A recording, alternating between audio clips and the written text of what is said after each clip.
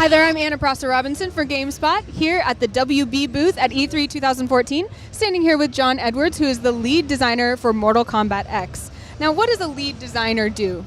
Kind of in charge of coming up with what the characters actually do, combat-wise, game mechanics, things like that.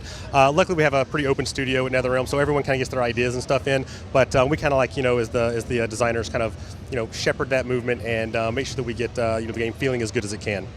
As far as being the lead designer, what would you say was your most passionate thing you wanted to get across in Mortal Kombat X? What's your fingerprint that's on this game? I think some of the way the new characters fight, we really want to make sure that we introduce new characters that they still feel like Mortal Kombat characters, and the depth is still there. We've had a lot of practice on some of the older characters like Scorpion and Sub-Zero, but with new characters, it's kind of just out in the open of everyone's expecting them to kind of fit in. So we do a lot of hard work to make sure that actually works out.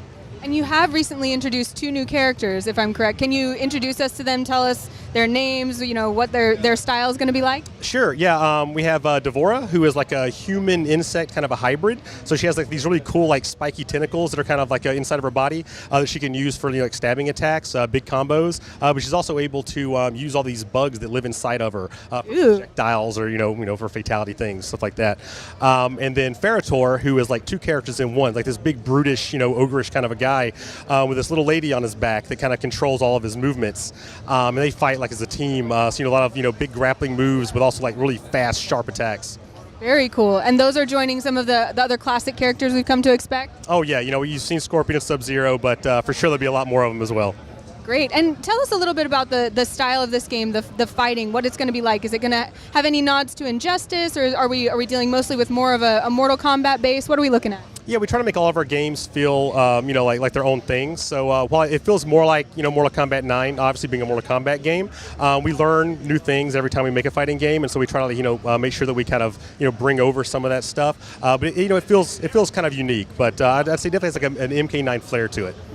Very nice. We're looking at new next-gen consoles moving forward, and you're talking about, we want each game to have something new. What are you enabled to do by this new technology that makes this game new and fresh? Probably the big thing, just graphically, just the gore stuff we're able to do. So, we have all these crazy ideas for fatalities and X-rays at NetherRealm, and a lot of times we just can't fully realize them because the tech just isn't there yet.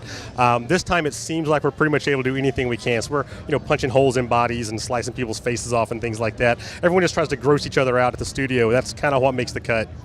It did look pretty gross, pretty violent in a very exciting way. What would you say is your favorite animation you've seen so far in terms of the grossing your coworkers out? Oh, there's lots of good ones. I think probably Scorpion slicing Sub-Zero's face off and having the face slide down with the tongue wiggling in there.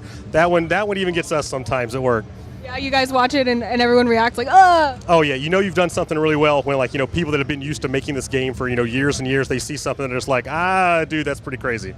So, there's lots of people who love fighting games. There's even a professional fighting game community that's going to be interested in this game, and then there's also the casual player who's just going to want to pick it up, play with their friends, go through single player even. Can you tell us about the range of the game and how it's going to be coming in as different kinds of players? Yeah, we always do that when we try to make sure that we, get the casual guys, single player content, stuff like that, via story and things.